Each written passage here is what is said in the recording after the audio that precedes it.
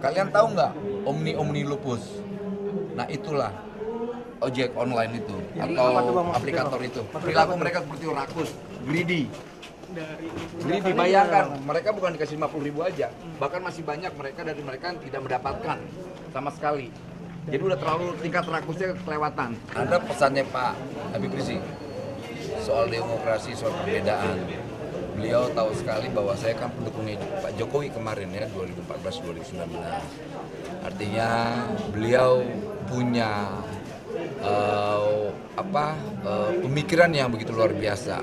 Artinya perbedaan itu dianggap biasa dalam Islam, di FPI bahkan. Jadi ya selama ini narasi-narasi terkait radikalisme dan sebagainya sebetulnya sudah terbantahkan hari ini dengan saya hadir di markas besar FPI.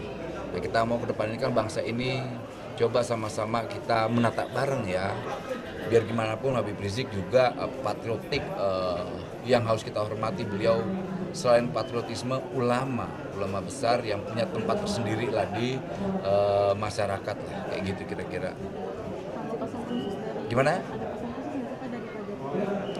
Ya soal pesan khususnya pasti tidak ada lah, gitu. Dari Pak Prabowo juga tidak ada. Ini kan momen ini open house, datang silaturahmi, kan hal yang biasa, gitu. Pesan Habib ada nggak pesan dari Habib soal pengentasan pengangguran itu tanggapan sebenarnya? Lah iya itu wajib, itu bukan pesan Habib Rizik juga tapi pesan konstitusi. Dan itu juga pesan Presiden Prabowo terhadap kita sebagai pembantunya. Gitu. Layani rakyat, jangan korupsi, itu pesan dan perintah menurut saya. Dan itu disampaikan lagi. Beliau punya tanggung jawab moral sebagai ulama. Gitu. Gitu kira-kira.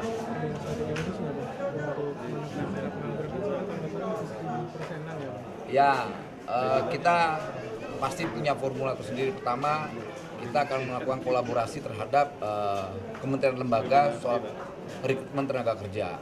Dan ini nanti ada hasilnya. Kedua, kita akan koordinasi dengan mitra-mitra industri terkait rekrutmen tenaga kerja juga. Gitu. Tadi ada yang menarik soal lulusan S1, S2 jadi ojol sama ART. Itu kan nggak sesuai sama latar belakang pendidikan dan pengalamannya, Bang. Akan ada strategi khusus atau langkah khusus biar lebih sesuai gitu. Ya, yang pasti gini, mereka melakukan hal itu pilihannya kan karena tidak ada lapangan pekerjaan.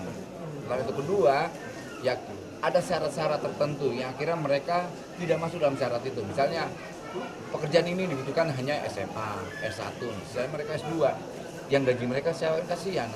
Nanti ke depan itu banyak lapangan pekerjaan sesuai spek dan pendidikan mereka. Gitu. Jadi kita akan cari lapangan pekerjaan sesuai dengan spek yang mereka inginkan. Gitu.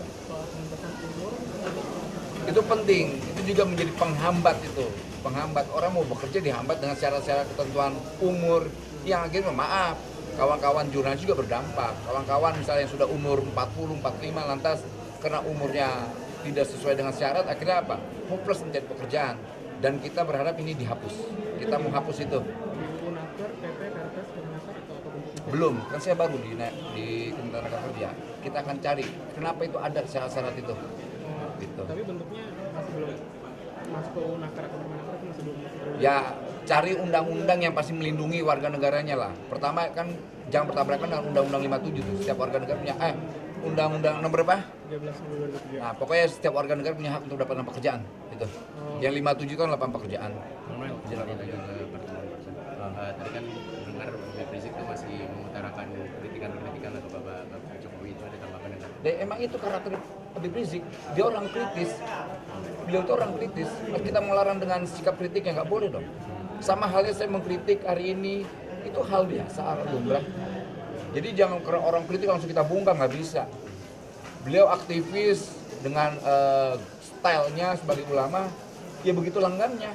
Dan dengan karakter saya juga langgam saya begini nih, gitu. Masa kita harus membatasi langgam orang, nggak boleh dong. Gitu. Saya hormati sikap beliau tadi, dan beliau juga menghormati sikap saya. Saya sebagai pendukung Jokowi, beliau anti Jokowi, dan itu kan biasa. Ada nggak kekerasan tadi tunjukin? Nggak ada kan? Oke, artinya pertemuan hari ini tuh ada disuruh publik gitu. Nggak ada lah, masa disuruh-suruh model kayak saya malah mau jadi suruh. Yang bisa merintah saya pikiran saya dan keyakinan saya. Dan orang itu tahu semua soal itu. Tapi ada tujuan khususnya nggak sih Bang, dari pertemuan hari ini, apakah mendamaikan antara Pak Jokowi dengan Pak Rizik? Ya insya Allah semoga itu kalau seandainya itu yang kita inginkan, itu juga diinginkan oleh bangsa inilah.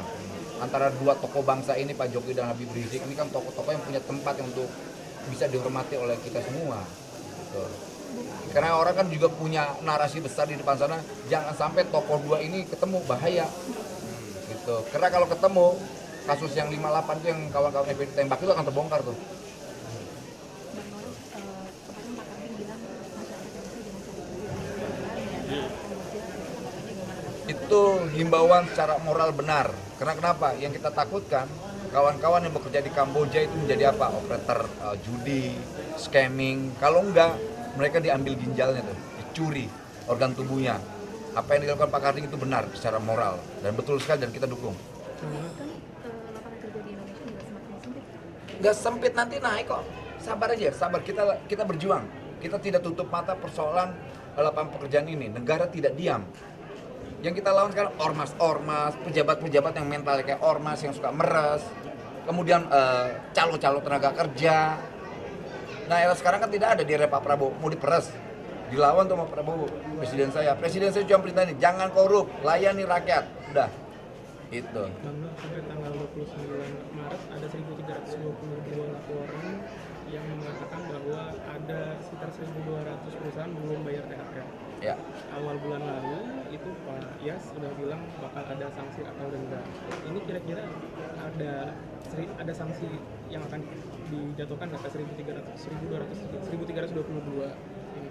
Karena itu yang jawab menteri saya. Tanya ke menteri saya lagi dong. Oke, terima kasih Bos Boy. BHR gimana Pak update-nya Pak? BR sampai BR. Ojol. Ojol. Yang lupus kemarin bahkan ada pemanggilannya secepatnya kan Ada 61. Kalian tahu nggak Omni Lupus? Nah itulah ojek online itu atau aplikator itu. Perilaku mereka seperti rakus, greedy. Greedy, bayangkan mereka bukan dikasih 50.000 aja, bahkan masih banyak dari mereka yang tidak mendapatkan sama sekali. Jadi udah terlalu tingkat rakusnya kelewatan. Dari 61 pengaduan. Artinya ini Itu. Tuntas berapa? Apa? Dari 61 pengaduan BHR sampai 29 Maret berarti belum ada yang tuntas. Nanti saya cek data itu ya. Saya belum dapat data itu.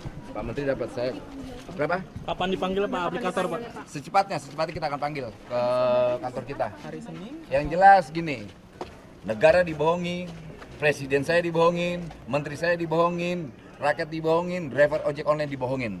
Dan kita akan tuntut itu. Itu aplikatornya semuanya dipanggil Pak? Apa Kita hanya panggil beberapa semua sih? lah, kita panggil semua. Berarti akan dituntut ya Pak ya? Ya soal tuntutan kita lihat nanti. Yang jelas akan kita panggil. Tapi mayoritas ada operator Operator kita yang audit sendiri tuh. gitu Bang?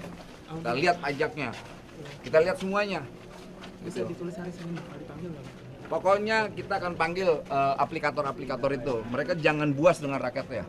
Mereka udah bohongin negara, bohongin presiden saya, bohongin kita, bohongin menteri, bohongin rakyat, semua dibohongin. Ini termasuk Gojek sama Grab ya Bang? Semua lah aplikator. Itu semua aplikator. Ya. Berapa? Gojek, Grab, Vaksin atau ada Ya semua pokoknya. kuning hijau. Platform digital, mau hijau, kuning, apa, abu-abu kita panggil semua. Siap, Oke, Bang Noel. thank you ya, makasih ya.